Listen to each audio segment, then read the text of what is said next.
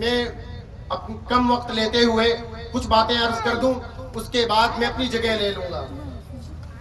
ایک مرتبہ حضرت بہلول دانا رضی اللہ تعالیٰ عنہ بازاروں میں موجود تھے۔ اس بازار کے طرف سے بادشاہ ہارون رشید کا گزر ہوا۔ بادشاہ بہلول دانا سے پوچھا کہ اے ملنگ، اے بابا، آپ کو تو جنگلوں میں ہونا چاہیے تھا، آپ کو تو مسجدوں میں ہونا چاہیے تھا، آپ بازاروں میں کیا کر رہے ہیں؟ تو حضرت بہلول دانا رضی اللہ تعالیٰ عنہ نے ارشاد فرمایا کہ میں اللہ اور اس کے بندوں میں صلح کرا رہا ہوں۔ تو بادشاہ ہارون رشید نے پوچھا، اے بابا یہ بتائیے کیا آپ نے اللہ اور اس کے بندوں میں صلح کرا لی؟ تو بادشاہ ہارون رشید سے بہلول دانا رضی اللہ تعالیٰ عنہ ارشاد فرماتے گئے کہ یہاں پر اللہ تبارک و تعالیٰ اپنے بندوں کو معاف کرنے کے لیے تیار ہے، لیکن یہاں کے جو بندے ہیں وہ اپنے رب سے معافی مانگنے کے لیے تیار نہیں ہے۔ یہاں کے بندے جو ہیں وہ اپنے رب سے صلح کرنے کے لیے تیار نہیں ہے۔ کچھ دن گزرنے کے بعد بہلول دانا رضی اللہ تعالیٰ نے ایک قبرستان میں موجود تھے، اور اسی قبرستان کے قریب سے بادشاہ ہارون رشید کا گزر ہوا۔ جب بادشاہ ہارون رشید کا گزر ہوا تو بادشاہ ہارون رشید نے پوچھا، بابا آپ کیا کر رہے ہیں؟ حالانکہ اس وقت قبرستان میں حضرت بہلول دانا رضی اللہ تعالیٰ عنہ رو رہے تھے، چیخیں مار مار کر رو رہے تھے۔ تو حضرت بہلول دانا رضی اللہ تعالیٰ عنہ سے پھر سے بادشاہ ہارون رشید نے پوچھا، بابا آپ کیا کر رہے ہیں؟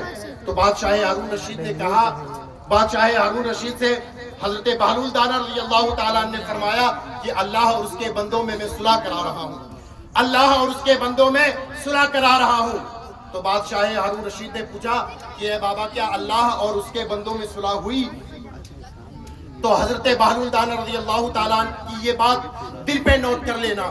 حضرت بہلول دانا رضی اللہ تعالیٰ عنہ ارشاد فرماتے گئے، اے بادشاہ ہارون رشید، جب میں اس دن بازار کے اندر تھا اور میں اللہ اور اس کے بندوں میں صلح کرا رہا تھا تو وہاں پر اللہ تبارک و تعالیٰ اپنے بندوں کو معاف کرنے کے لیے تیار تھا، لیکن آج ماجرا الٹا ہو گیا ہے۔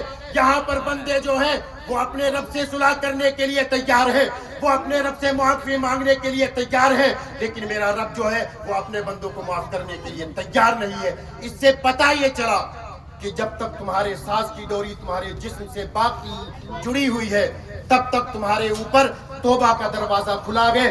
جس دن تمہاری روح تمہارے جسم سے نکل جائے گی اس دن تمہارے لیے اللہ تبارک و تعالیٰ کی بارگاہ میں توبہ کا دروازہ بند کر دیا جائے گا۔